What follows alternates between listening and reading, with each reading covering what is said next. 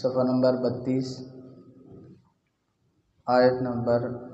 94، صفحہ نمبر 32 آیت نمبر 94۔ اعوذ باللہ من الشیطان الرجیم، بسم اللہ الرحمن الرحیم۔ قل إن كانت لكم الدار الآخرة عند الله خالصة من دون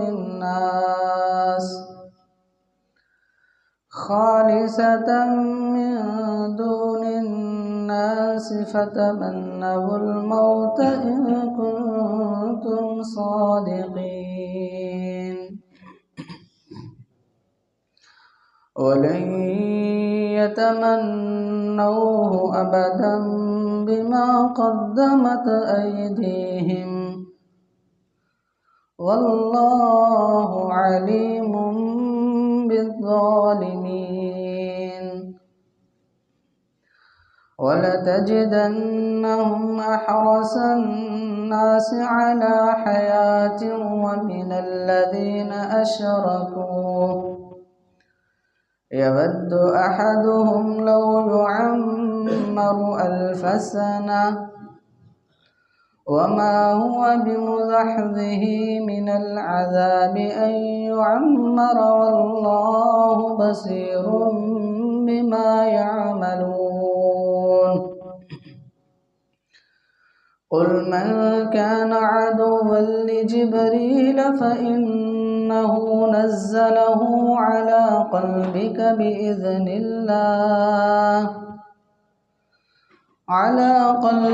بإذن الله مصدقا لما بين يديه وهدى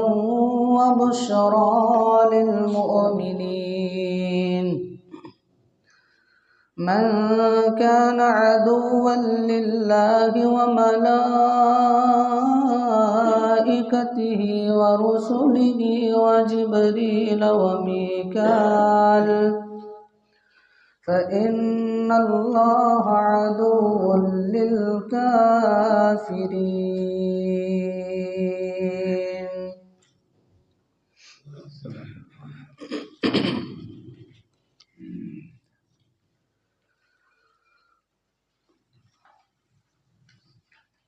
کل کے سبق میں ہم نے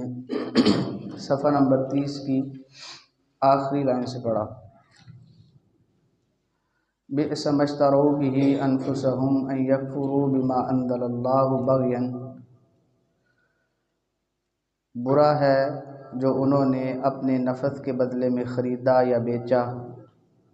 اس بات پہ کفر کیا انہوں نے سرکشی کرتے ہوئے کہ اللہ نے نازل کیا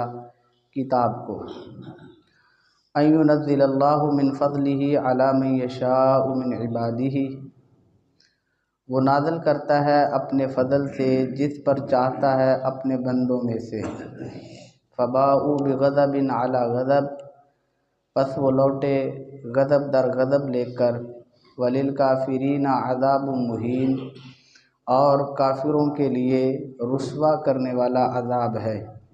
وَإِذَا قِيلَ لَهُمْ آمِنُوا بِمَا أَنزَلَ اللَّهُ، جب ان سے کہا جاتا کہ ایمان لاؤ اس چیز پہ جو اللہ نے نازل کی ہے، قَالُوا نُؤْمِنُ بِمَا أُنزِلَ عَلَيْنَا وَيَكْفُرُونَ بِمَا وَرَاءَهُ، تو وہ کہتے ہم اسی پہ ایمان لائیں گے جو ہماری طرف نازل کیا گیا ہے، اور وہ انکار کرتے اس کے علاوہ جو کچھ تھا۔ وَهُوَ الْحَقُّ مُصَدِّقًا لِمَا مَعَهُمْ، حالانکہ یہ کتاب سچ ہے جو تصدیق کرتی ہے اس کتاب کی بھی جو ان کے پاس ہے۔ قُلْ فَلِمَ تَقْتُلُونَ أَنْبِيَاءَ اللَّهِ مِنْ قَبْلُ إِن كُنتُم مُؤْمِنِينَ، اے نبی کریم صلی اللہ علیہ وسلم آپ فرمائیں اگر تم مومن ہو تو اس سے پہلے انبیاء کا قتل کیوں کرتے تھے؟ وَلَقَدْ جَاءَكُم مُوسَىٰ بِالْبَيِّنَاتِ، یقیناً تمہارے پاس موسیٰ واضح نشانیوں اور معجزات کے ساتھ آئے۔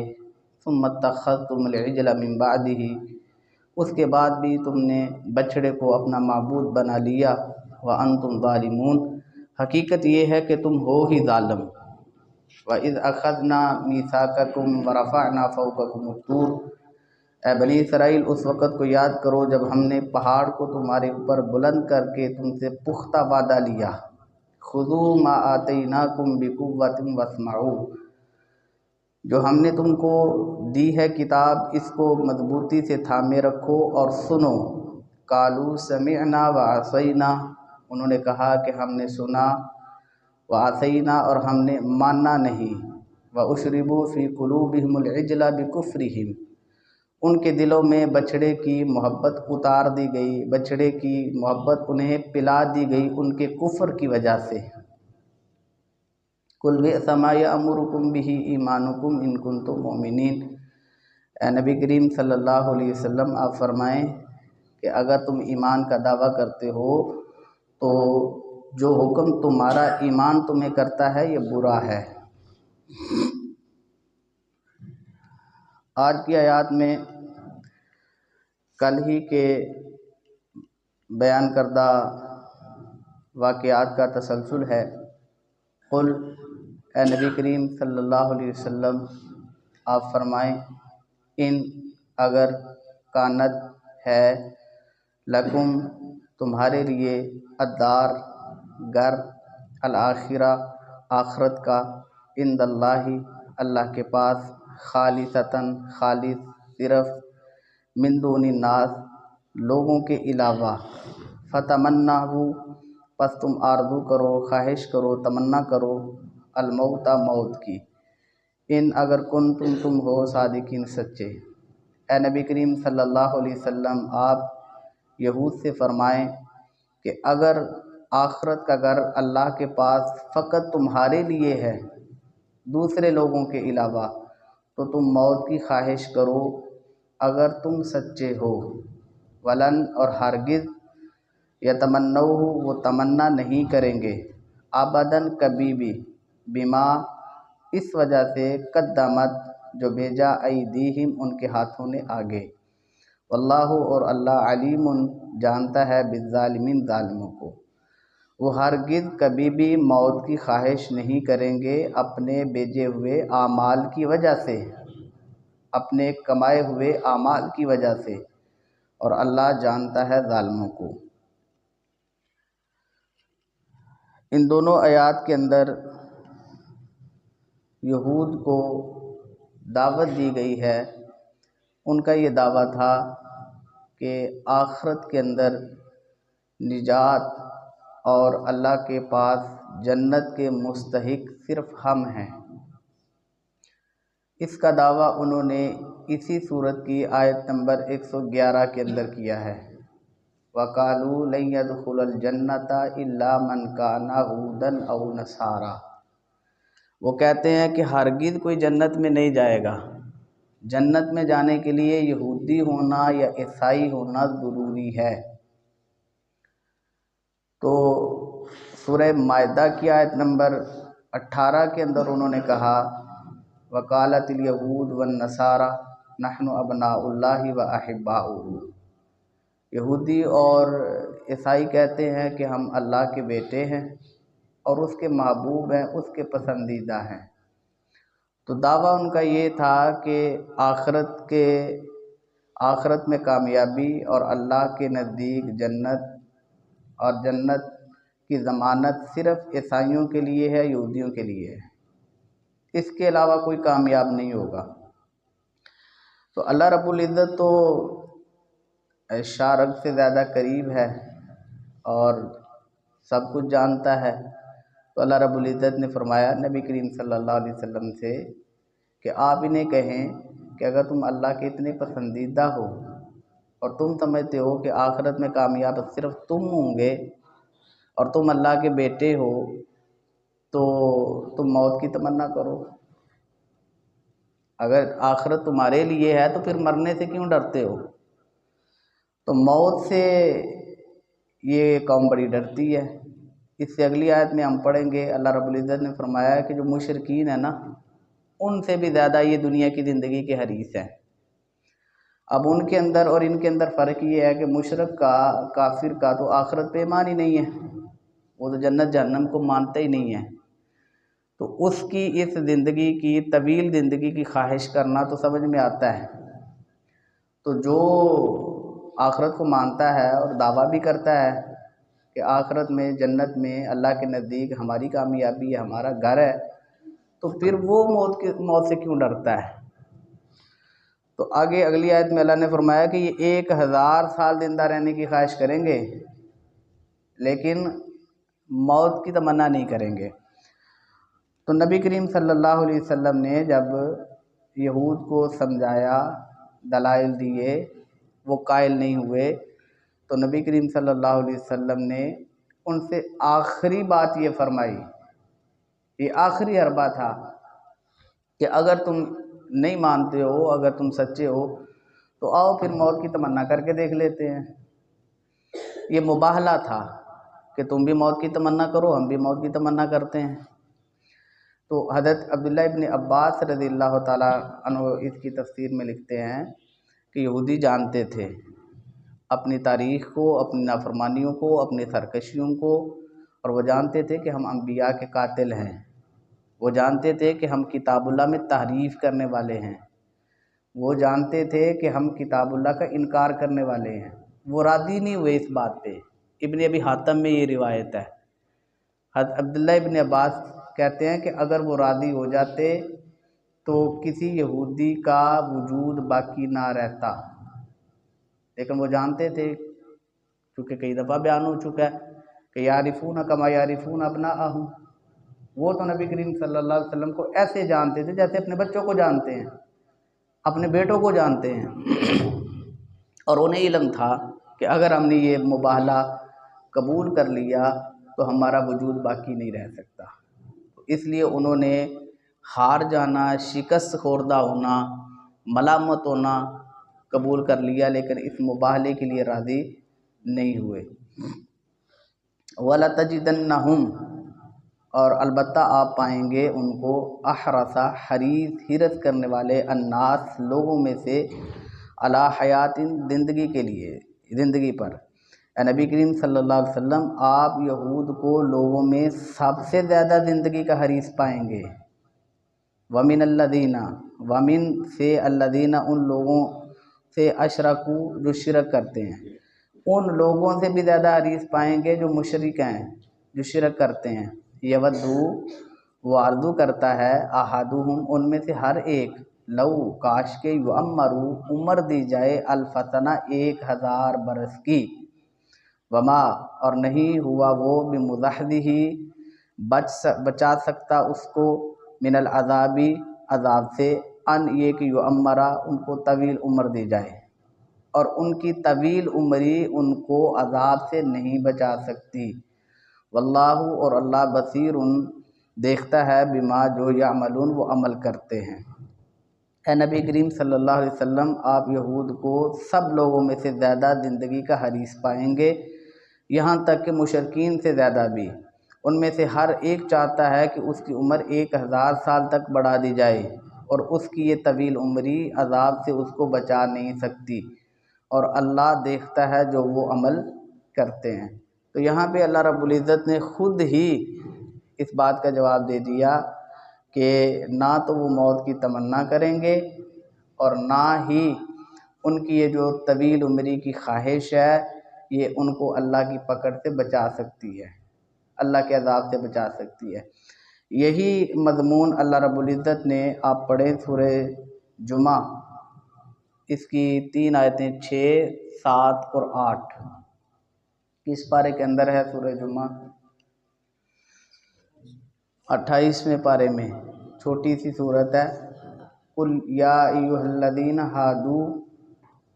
وہاں پہ اللہ رب العزت نے باقاعدہ لفظ بولا ہے یہودیوں کے لیے، قل، اے نبی صلی اللہ علیہ وسلم آپ کہیں، یا ایھا الذین ھادوا، اے وہ لوگو جو یہودی ہو، ان زعمتم، اگر تم یہ سمجھتے ہو، اگر تمہیں یہ دعویٰ ہے کہ انکم اولیاء للہ، کہ تم اولیاء من دون الناس، کہ اگر اللہ کا تمہارے سوا کوئی اور دوست نہیں ہے، کہتے تھے کہ اللہ کی دوستی، اس کی محبت، اس کی مغفرت کے مستحق صرف ہم ہیں، تو اگر کوئی اور تمہارے علاوہ اللہ کی دوستی کے لائق نہیں ہے فتمنوا الموت ان کنتم صادقین، تو موت کی تمنا کرو اگر تم اپنے اس دعوے میں سچے ہو۔ ولا یتمنونہ ابدا بما قدمت ایدیہم واللہ علیم بالظالمین، تو وہاں پہ بھی اللہ رب العزت نے فرمایا کہ وہ ہرگز موت کی تمنا نہیں کریں گے، اور اللہ جانتا ہے جو ظلم کرنے والے ہیں۔ اور پھر فرمایا کہ قل ان الموت الذی تفرون منہ فانہ ملاقیکم، موت سے کوئی بچ نہیں سکتا، موت سے کسی کو مفر نہیں ہے، تم موت سے ضرور ملو گے، موت سے بھاگ نہیں سکو گے۔ فانہ ملاقیکم، وہ تمہارا سامنا کرے گی۔ ثم تردون الی عالم الغیب والشہادہ، پھر ظاہر اور پوشیدہ جاننے والے رب کی طرف تمہیں لوٹایا جائے گا۔ فینبئکم بما کنتم تعملون، پس تمہیں وہ خبر دے گا جو عمل تم کرتے تھے۔ تو وہاں پہ بھی یہی مضمون اللہ رب العزت نے بیان فرمایا، یہاں پہ بھی یہ مضمون بیان فرمایا۔ اسی طرح سورہ آل عمران کی آیت نمبر 61 کے اندر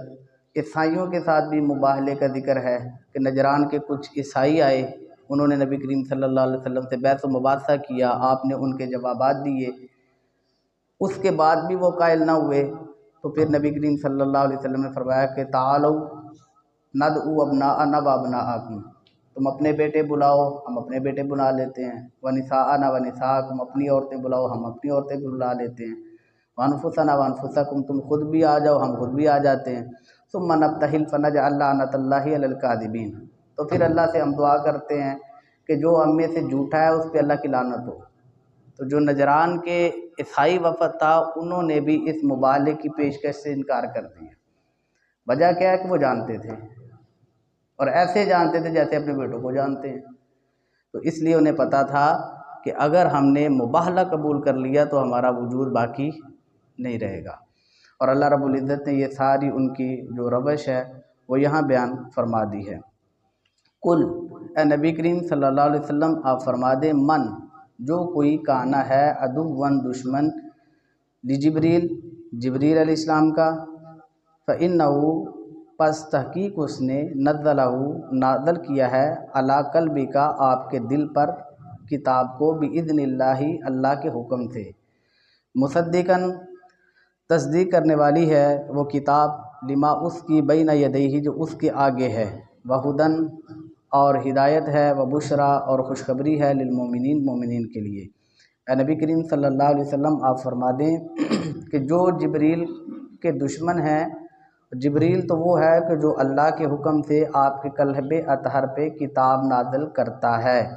وہ کتاب کہ جو اس سے پہلی کتابوں کی تصدیق کرتی ہے، اور اس میں ہدایت ہے اور خوشخبری ہے مومنوں کے لیے۔ اس آیت کی تفسیر کے اندر ابن عباس رضی اللہ تعالیٰ عنہ نے بیان کیا ہے، اور ابن کثیر نے یہ تفسیر لکھی ہے حدیث کی کتاب ابن ابی حاتم کے حوالے سے، کہ نبی کریم صلی اللہ علیہ وسلم کے پاس یہودیوں کا ایک گروہ آیا اور اس نے کچھ سوالات کرنا چاہے، اور کہا کہ اگر آپ ان سوالوں کے جواب دے دیں گے تو ہم سمجھیں گے کہ آپ سچے ہیں، کیونکہ ان سوالوں کے جواب نبی کے علاوہ کوئی نہیں دے سکتا۔ تو پہلا سوال انہوں نے یہ کیا کہ آپ یہ بتائیں کہ جو اسرائیل حضرت یعقوب علیہ السلام تھے، انہوں نے کتاب کے نازل ہونے سے پہلے اپنے اوپر کس چیز کو حرام کر رکھا تھا، اور یہ وہ واقعات ہیں جو ان کی کتابوں کے اندر مذکور تھے، اور وہ یہ سمجھتے تھے کہ نبی کریم صلی اللہ علیہ وسلم، ویسے تو آپ کو امی نبی کہا گیا ہے کہ آپ نے کسی استاد سے باقاعدہ تلمذ نہیں کیا، تعلیم حاصل نہیں کی، تو وہ جانتے تھے کہ اس کا جو جواب ہے وہ وہی دے سکتا ہے جس کے اوپر وحی الہی نازل ہوتی ہے۔ تو نبی کریم صلی اللہ علیہ وسلم نے فرمایا، ان سے وعدہ لیا کہ آپ وعدہ کریں اگر میں تمہارے سوالوں کے جواب دے دوں تو تم میری نبوت کا اقرار کرو گے، میری اتباع کرو گے۔ تو انہوں نے وعدہ کیا آپ صلی اللہ علیہ وسلم سے کہ اگر آپ جواب دیں تو ہم آپ کی نبوت کا اقرار بھی کریں گے اور آپ کی اتباع بھی کریں گے۔ تو آپ نے پہلے سوال کے جواب میں فرمایا کہ حضرت یعقوب علیہ السلام جب ایک مرض ہے عرق السنا، اس مرض میں مبتلا ہوئے تو اس کی شدت جب بڑھ گئی تو انہوں نے اللہ رب العزت کے ہاں یہ نظر مانی کہ اگر میں صحت یاب ہوا تو ایک کھانے کی ایک پینے کی مرغوب چیز چھوڑ دوں گا جو میری پسندیدہ چیز ہے۔ تو حضرت یعقوب علیہ السلام جب صحت یافتہ ہوئے تو انہوں نے اونٹ کا گوشت اور اونٹنی کا دودھ چھوڑ دیا۔ یہ ان کے پسندیدہ اونٹ کا گوشت ان کی پسندیدہ غذا تھا، اور اونٹنی کا جو دودھ ہے وہ ان کا پسندیدہ مشروب تھا، تو انہوں نے یہ چھوڑ دیا۔ تو اب نبی کریم صلی اللہ علیہ وسلم نے ان سے تصدیق چاہی کہ تمہیں قسم ہے اس رب کی کہ جس نے موسیٰ علیہ السلام پہ تورات نازل کی ہے، آپ تصدیق کریں میں نے صحیح کہا ہے یا غلط۔ تو انہوں نے کہا کہ آپ نے سچ کہا ہے۔ دوسرا سوال انہوں نے کیا کہ آپ یہ بتائیں کہ عورت کے ہاں کبھی بچہ پیدا ہوتا ہے، کبھی بچی پیدا ہوتی ہے، کبھی لڑکا یا کبھی لڑکی، تو یہ کس کیفیت کی وجہ سے پیدا ہوتے ہیں؟ تو نبی کریم صلی اللہ علیہ وسلم نے فرمایا کہ جب مرد کا پانی عورت کے پانی پہ غالب آ جاتا ہے تو بچہ پیدا ہوتا ہے، جب عورت کا پانی مرد کے پانی پہ غالب آ جاتا ہے تو بیٹی پیدا ہوتی ہے۔ تو پھر آپ نے ان سے انہی الفاظ کے ساتھ تصدیق چاہی کہ تمہیں قسم ہے اس رب کی کہ جس نے موسیٰ علیہ السلام پر تورات نازل کی، آپ تصدیق کریں میں نے سچ کہا یا غلط۔ انہوں نے کہا کہ حضور آپ نے سچ کہا ہے۔ تیسرا انہوں نے کہا کہ آپ یہ بتائیں کہ ہماری پہلی کتابوں کے اندر آخری نبی کے جو اوصاف بیان کیے گئے ہیں ان میں سے ایک وصف بیان کر دیں۔ تو آپ نے فرمایا کہ اس نبی کا وصف یہ ہے کہ اس کی آنکھیں سو رہی ہوں گی لیکن اس کا دل جاگ رہا ہوگا۔ آنکھیں سوئی بھی ہوں تو اس کا دل جاگتا رہتا ہے، اور یہ کئی احادیث اور واقعات سے معلوم ہوتا ہے کہ نبی کریم صلی اللہ علیہ وسلم سو رہے ہوتے تھے لیکن آپ کا دل بیدار ہوتا تھا۔ تو پھر آپ نے تصدیق مانگی ان سے انہی الفاظ کے ساتھ، تو انہوں نے کہا یہ بھی آپ نے سچ کہا ہے۔ آخری سوال انہوں نے کیا کہ جو نبیوں پہ وحی لے کے فرشتہ آتا ہے وہ کون ہے؟ تو نبی کریم صلی اللہ علیہ وسلم نے فرمایا کہ مجھ سے پہلے جو نبی تھے ان پہ وحی بھی جبرائیل علیہ السلام لے کے آتے تھے، اور مجھ پہ بھی وحی جبرائیل علیہ السلام ہی لے کے آتے ہیں۔ تو پھر آپ نے ان سے تصدیق مانگی کہ تمہیں اللہ کی قسم ہے، اس اللہ کی قسم کہ جس نے موسیٰ علیہ السلام پہ تورات نازل کی، آپ میری تصدیق کریں۔ تو انہوں نے کہا کہ آپ نے سچ کہا ہے لیکن ہم مانیں گے نہیں۔ یہ چوتھی چیز انہوں نے کہا ہم نہیں مانیں گے۔ اس سے کل کے سبق میں یا پرسوں کے سبق میں، کل کے سبق میں ہم نے پڑھا ہے قالوا سمعنا وعصینا، انہوں نے کہا کہ ہم نے سنا ہے لیکن مانیں گے نہیں۔ اسی صورت کی سیکنڈ لاسٹ جو آیت ہے، بڑی معروف آیتیں ہیں، اس کے اندر اللہ رب العزت نے اہل ایمان کا یہ بیان کیا ہے خاصہ کہ قالوا سمعنا واطعنا، وہ کہتے ہیں کہ ہم نے سنا اور ہم نے اطاعت کی۔ تو نافرمانی اور انکار ان کی روش کے اندر تھا، ان کی خصلت میں تھا۔ پیچھے ہم پڑھ کے آئے ہیں کہ فَكُلَّمَا جَاءَكُمْ رَسُولٌ بِمَا لَا تَهْوَىٰ أَنفُسُكُمُ اسْتَكْبَرْتُمْ فَفَرِيقًا كَذَّبْتُمْ وَفَرِيقًا تَقْتُلُونَ، کہ جب کوئی ایسا نبی آیا وہ تعلیم لے کے آیا جو تمہاری خواہش کے مطابق نہیں تھی، تمہاری پسند کے مطابق نہیں تھی،